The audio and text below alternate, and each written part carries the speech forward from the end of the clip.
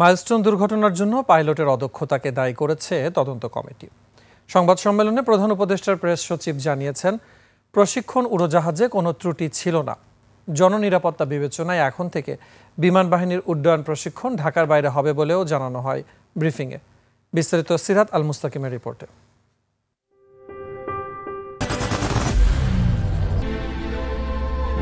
I am Ox.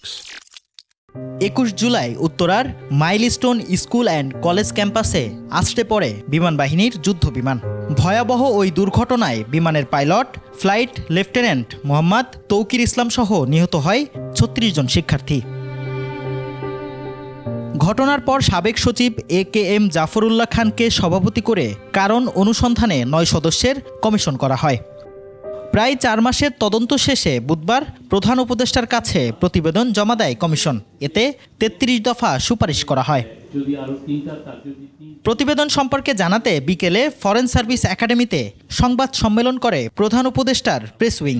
এতে press সচিব শফিকুল আলম জানান, উড্ডয়ন ত্রুটির কারণেই পাইলট নিয়ন্ত্রণ হারিয়ে ফেলেন।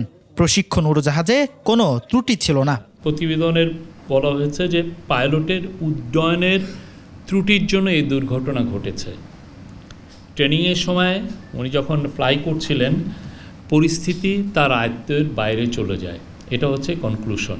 এ ধরনের দুর্ঘটনা প্রতিরোধে এখন থেকে বিমান বাহিনীর সকল প্রশিক্ষণ ঢাকার বাইরে হবে বলে জানান তিনি। প্রধান যে রিকমেন্ডেশন সেটা হচ্ছে জননিরাপত্তার স্বার্থে এখন থেকে এয়ারফোর্সের সকল ইনিশিয়াল ট্রেনিং ঢাকার বাইরে পরিচালিত হবে।